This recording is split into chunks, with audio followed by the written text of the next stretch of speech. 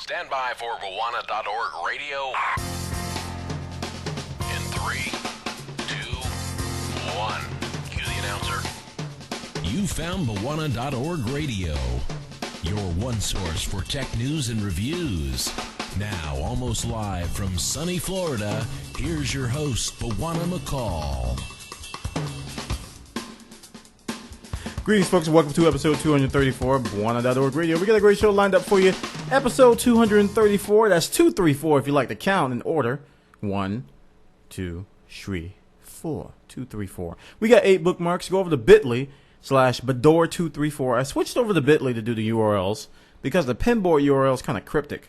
It's like pinboard.n.u::Bwana T:, and the secret of the universe inside of that whole URL. So I'm trying to use something simple. So bit.ly allows me to do custom URLs. So bit.ly/BDOR234. You'll find 8 bookmarks over there that we're going to talk about today.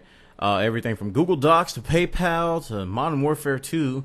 More news about Modern Warfare 2 and other stuff. I couldn't find a whole lot of juicy stuff to talk about. There was a lot of rehashed blog posts and a lot of Google Buzz complaints and stuff that you guys probably don't want to hear. But I found a couple of gems in here that I think we'll have some fun with. So stay tuned for a great show. I think we're going to have a good time with that. We got a great show lined up for episode, what is this? Episode 234 of Bwana.org Radio. It's time for Bwana.org Radio's Tech News for this week.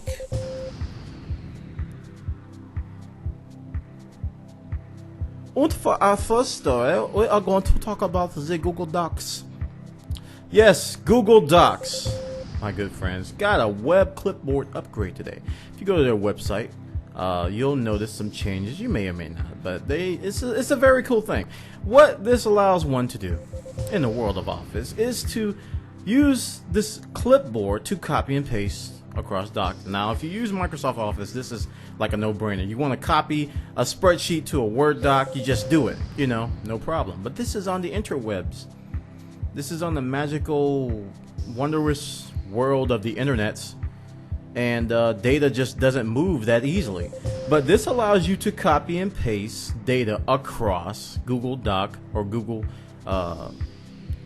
Web Docs or Web Office. They're gonna have to rebrand it because you call it Google Docs and you think about documents. You don't think about spreadsheets. You don't think about it's the Microsoft Office in us. I think they've kind of conditioned us to think of doc as a document, Word document, instead of a spreadsheet, XLS, and PowerPoint presentation. Very, very cool stuff if you're into Google Docs and you want to move data across several different applications. And I think it's moving Google a little bit closer to a much more usable Office suite on the web. I said sweet. But I think a lot of companies and a lot of businesses are kind of a little bit hesitant to do this, to move to Google Docs because of features like this. If you can't copy and paste a spreadsheet into a doc easily, you're going to be running back to Office in no time. So check this story out. This one's over on VentureBeat.com. They got the details. They got screenshots. And like I said, I believe if you log into Google Docs right now, you'll see this feature within your application. So check it out. Google Docs gets a web clipboard. Next story has to do with game reviews. Now, if you follow my channel on Bwana.tv, you'll notice that I recently posted a video talking about the Final Fantasy 13 fiasco with reviews, and I kind of twisted that to talk about the shambles and just basically the sad state that game reviews are in today. Most notably, when people review games and they're not consistent and it doesn't make sense. I mean, like I was talking about in the video that a 13-year-old can spot bias in a review. This next story is kind of like that.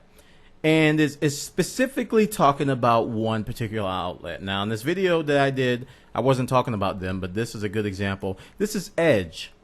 And this one's over on Neo Crisis. I found it by way of newsforgamers.com, n4g.com. And they say Edge thinks gamers are stupid. And what they're using and what they're talking about here is the recent review of Heavy Rain by Edge. They gave it a 7 out of 10. Now, I agree with this article in the past. 7 out of 10 wasn't a bad thing. It still isn't to me. But in this day and age, if it's anything less than the 8, people consider it a failure. I don't know why.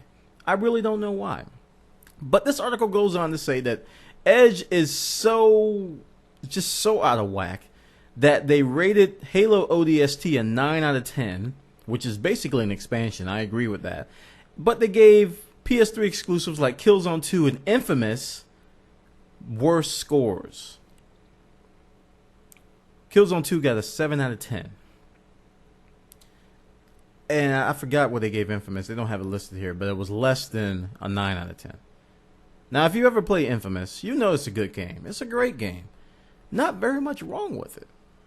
But when you play ODST, it's a 4-hour, 5-hour campaign, if that, with the add-on, and they gave it a 9 out of 10. I don't know, man. I kind of agree with this particular article citing those examples. They don't make sense. To give an expansion like that a high score over a full game, over a couple full games that have much more content, it's kind of you get suspicious, don't you? I mean, it's so, it get, like I said, a 13-year-old can figure this out, man. It's so obvious the inconsistencies that happen with these gaming outlets, and it's getting worse. I mean, for a while they were throwing out perfects like they were nothing. 10 out of 10, 10 out of 10, 10 out of 10. And then a good title comes out, and all of a sudden it's 6 out of 10, 7 out of 10. And people are like, oh, it must stink because they gave it a 7 out of 10. No, it's because they were on some kind of drug at the time of that writing. It just doesn't make a whole lot of sense. But anyway, this kind of backs what I was talking about in that video. This says Edge thinks gamers are stupid. I don't know if Edge thinks that, but I do know that they make a good point about these reviews. Check it out. This one's over on neocrisis.com. They got the details and other stuff like that down. Next story, we're going to move over to Blu-ray rentals by the way of Redbox. You guys ever heard of Redbox? It's a very clever name because it is a red box. You may see them at 7-Eleven. You may see them at your local grocery store. You may see them outside of your local gas station. They're DVD rental kiosks, if you will. You basically deposit $1 and you get the DVD rental. You have to return it, and that's $1 per night. Good news is that Redbox, according to this article on JewishDate.com, is planning to offer Blu-ray rentals later this year. Now, I read through this, I skimmed through this. They don't really have a price laid out. I imagine they're not going to be $1. If they do keep it $1, then wow, it's going to be, yeah, here it is. It says, Redbox parent company Richard Davis claimed that a pricing structure for Blu-ray rentals hasn't been finalized yet, though it will likely be higher than our standard DVDs. Higher than our standard DVDs. I don't know. I think they should go ahead and just do $1.50 or $2. I think that's reasonable. I don't use Redbox personally, but it is an attractive. Every time I see one, I want to go play with it because it has like a touch screen. It's like the geek in me just wants to go boop, boop, boop, boop, boop. Button, shiny button, mush push, boop, boop. I just want to push the. I want to push the button. I just want to push the button. But anyway, I use Netflix personally, so I don't work with Redbox. But everybody I know who uses Redbox, they love it. Every time I pass by one, there's either a line or there's somebody at a station. So if you haven't heard of Redbox, go to their site. I believe they are at redbox.com. You can just Google Redbox, get more details. You can go to this article and see what they're going to do about Blu-ray. Very, very cool stuff that's coming along the pipe. You're listening to Bwana.org Radio, a potpourri of tech news and reviews. We're going to switch gears to PayPal. PayPal and Facebook have basically signed an agreement. They have announced a partnership that now you can purchase Facebook credits with PayPal. Now, if you've ever used Facebook, you know that they have a currency called Facebook credits. Apparently, you can buy little things in Facebook. I have never in my life used this. I know a lot of people who love Facebook. I don't know if they've ever bought stuff on Facebook. But apparently now you can buy Facebook credits using PayPal. Before it was just credit card and ad coupons. Now there's a new thing here called Pay. I mean, first there was just credit card and ad coupons. Now there's this PayPal thing here. So if you're into Facebook, if you're into buying things on Facebook, I'm not. Like I said, I just can't find myself to do it. Yeah. Check out this article which talks about PayPal's and Facebook's new partnership, which is probably going to make a lot of money for both companies. I imagine that they're both the people responsible for this deal are on vacation right now, sipping on something that they shouldn't be drinking. So check the story out. That one's over on allfacebook.com. They got the details over there. We're going to move on because I'm tired of talking about Facebook already. We're going to talk about something I love to bash. Yeah, we're going to talk about something I love to bash, and that's Modern Warfare 2. And this article kind of surprised me. I didn't see it coming. I mean, I saw it coming, but I didn't see it coming. Apparently, the nasty PC hacks that I've grown accustomed to on Modern Warfare 2 are now making themselves present on the consoles. And this article lists a list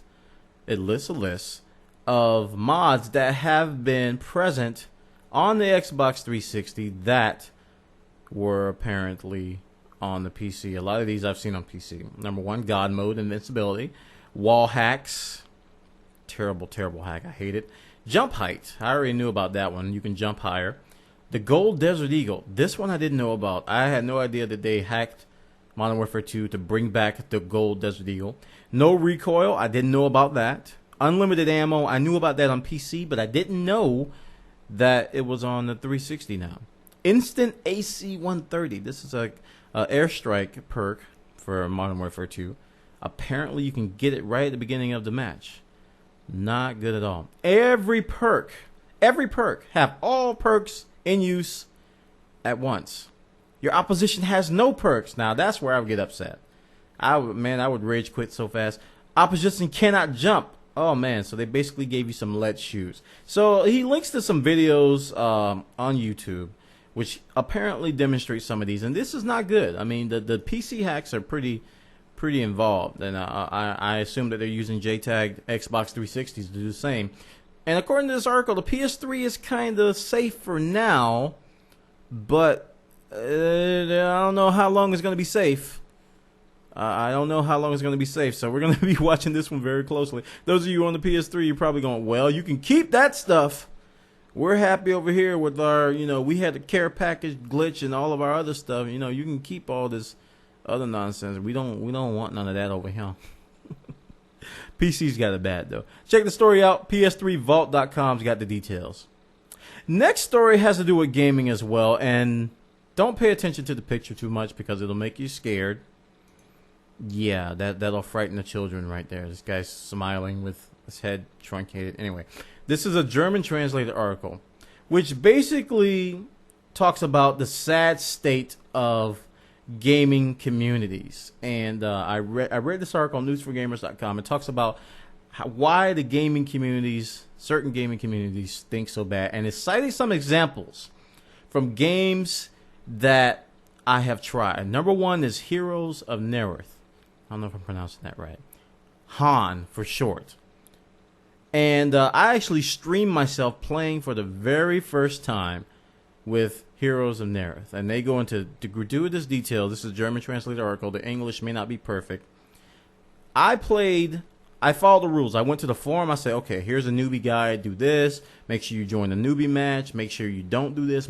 And I was following the guide. And the community, the guys that were there, basically were trying to kick me out because I wasn't holding my own in my very first match of Heroes of Nerith. I even told them, I said, this is my first match. Please be gentle. I'm learning the ropes.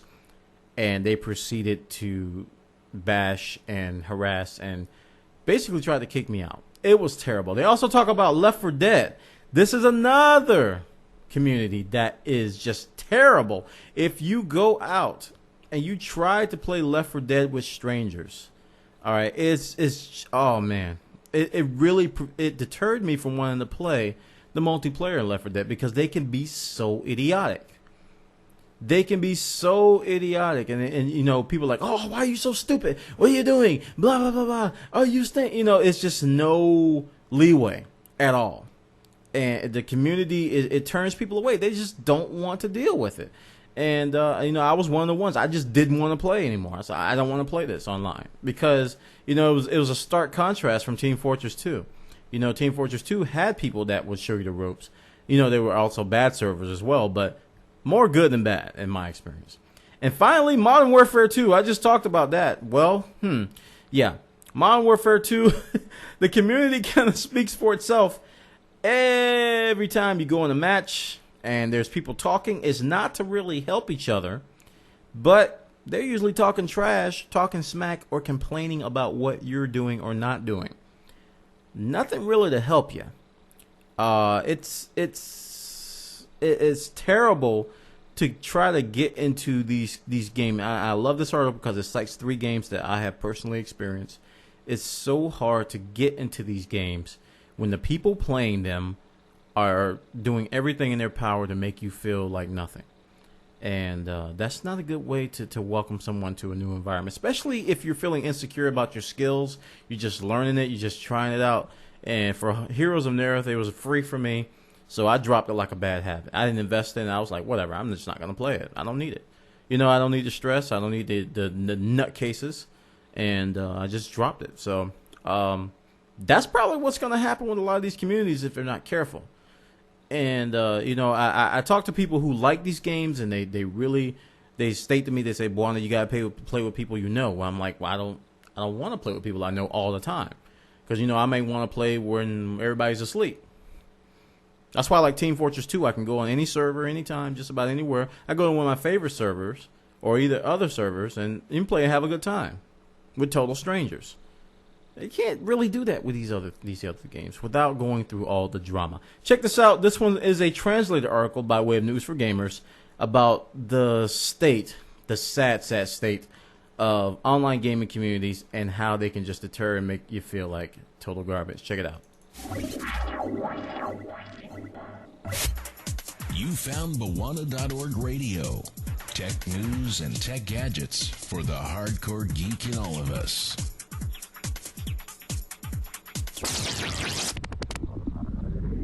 Next story is bad news for those of you who are playing EA games.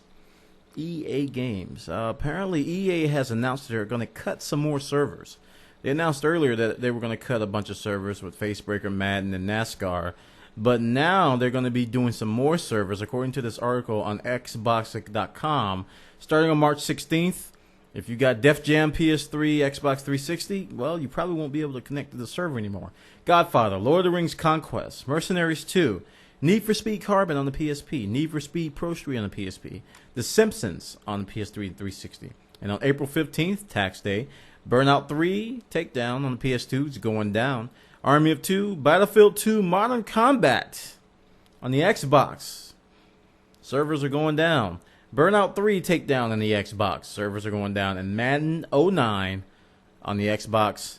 Servers are going down. So like I said, if you're into EA games and you're still playing some of these older titles, don't expect to be able to play online after these dates because the servers are going down. Check it out. This was over on Xboxic.com. And finally, we're going to talk about Microsoft. Microsoft made a huge announcement regarding Facebook. And I don't know if this is to counter Google buzz and everything, but this is kind of big. And I don't know if I saw enough coverage on it, but this is huge. Microsoft is going to make Outlook probably one of the biggest email clients out there. You can love it or hate it, but it is one of the biggest email clients out there. They're going to make it social. They're going to make it social with LinkedIn, which I use for professional reasons, Facebook, and MySpace.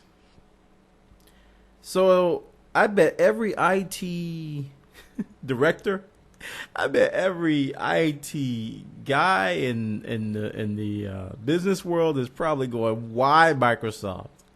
Why are you doing this? Because, a lot of these people who use Outlook, corporations who use Outlook, they go out of their way to block these services. They don't want people using Facebook. They don't want people using MySpace at work. Outlook is a staple in the business world, guys. A lot of people use it and that's what I'm thinking about when I'm talking about all this, is the business world, not necessarily consumer stuff. But this is going to be LinkedIn. They're calling it the Outlook Social Connector. They have partners with LinkedIn, Facebook, and MySpace.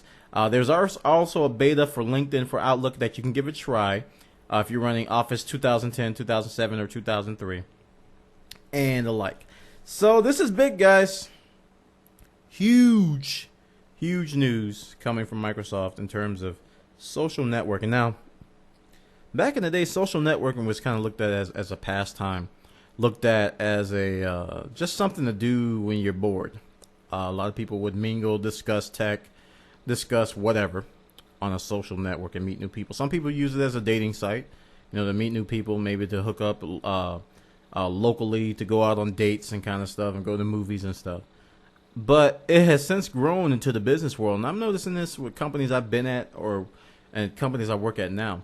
These social networks are becoming a marketing arm as well as a way to connect with employees. So it's changing. I know that people dismiss Twitter, they dismiss LinkedIn and Facebook and all that stuff, because you think about the recreational stuff, you think about all the stuff you have fun with it, and the annoyances. We always thinking about the annoyances, but in the business world, it's a little bit different, and I think that's why Microsoft made this decision to incorporate these social features into Outlook, because a lot of people live in Outlook. I mean, we talked about Google Buzz and how it's so cool that they're putting in Gmail because people live in Gmail. Well, in the business world, people live in Outlook. So this is going to put it right in their face. So kudos to Microsoft for releasing that stuff there. All right, that concludes episode 234. That's 234. 1, 2, 3, 4. That concludes episode 234 of Born.org Radio. We're here every Tuesday and Thursday night at live.born.tv, starting approximately around 8:30 p.m. Eastern. We started late tonight because Born had technical difficulties up the wazoo. Literally, when I tried to stream, I had no sound with no explanation, and I had to, I don't know, I don't want to talk about it, but I eventually got things up and running, had to reconfigure sound all over again, but things are working now. But we try to start on time here at Casa de Born. I also encourage you to join our forum. Go to born.org/forum, join our forum. You'll be eligible for Friday night giveaways. And I haven't scheduled a giveaway. I didn't schedule one last week, and I don't know if I'm going to do one this week. But stay tuned on the forums for giveaways. We do Friday giveaways of random things. We've given away Windows 7. We've given away lots of games, tons of games, more games than I can count, more than anything. We've given away Zazzle.com gift certificates so you can buy T-shirts and stuff, cool stuff that you can use and utilize. So sign up for the forums. All right, folks, that concludes episode 234 of Buona.org Radio, and I will see you next time.